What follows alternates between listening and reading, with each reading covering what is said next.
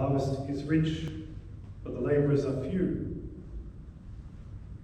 These words, I think, well describe the situation in Papua New Guinea in the first half of the 1900s, when our saint from today, Blessed Peter Torot, lived and ultimately gave his life for Christ.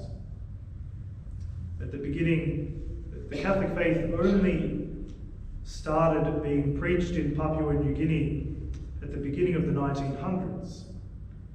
And so Blessed Peter Torot's family were some of the first Catholics in Papua New Guinea, which is not too far from Australia, just a little to the north.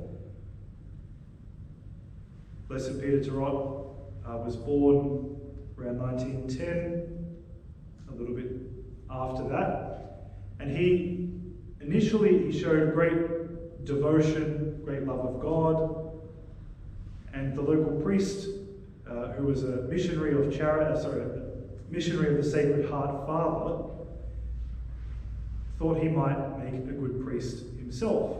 So he asked Peter if he would like to be a priest, but his father discouraged him at that stage because there were so few local Catholics. Peter's father thought that he would be better off starting a family and building up the church by raising children for Christ.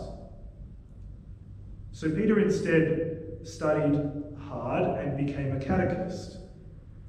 And when the Japanese invaded as part of their expansionist efforts during the Second World War, the local priests were expelled from Papua New Guinea.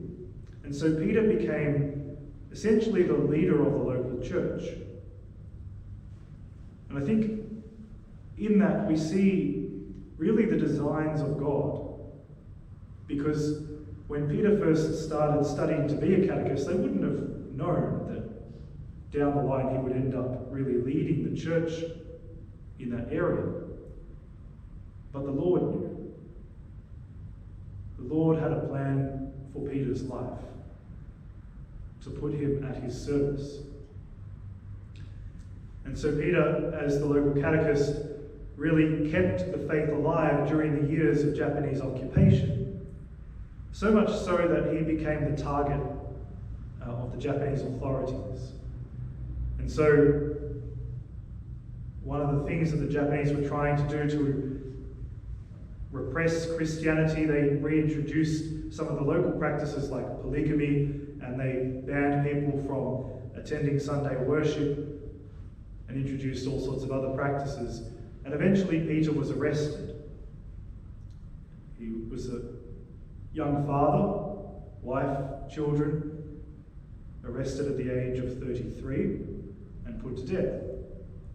And he had plenty of opportunities to tone it down, so to speak, to step away from confrontation with the local authorities, to go into hiding in a sense. One can imagine there would have been a lot of pressure on him as a father and as a family man to think of their well-being, and perhaps to go a little bit soft around the edges when it came to the faith for the sake of preserving his family. But he stayed true to Christ, and he saw that that was the most important work that he could do, that he was called to preach Christ even in the face of great risk of oppression. And so eventually he was put to death. But I think that beautiful lesson for us from Blessed Peter's life is that even though sometimes we don't know what the Lord is doing in our life, we're asked to put our trust in him nevertheless. In the first reading, we hear the Lord speaking through the prophet Hosea, criticizing the people of the northern kingdom of Israel for being unfaithful to God and putting their trust in everything except God. Putting their trust in their political leaders, putting their trust in gold, putting their trust in their buildings, the work of their hands, in other gods. In the face of difficulties and trials, it can be easy to rely on our own efforts and put our trust elsewhere.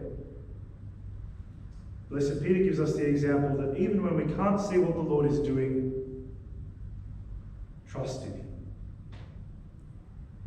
And as Peter's life demonstrates, the Lord's plan always works for our good. All things work for the good for those who love God, as St. Paul teaches in his letter to the Romans. Blessed Peter Tarot, pray for us.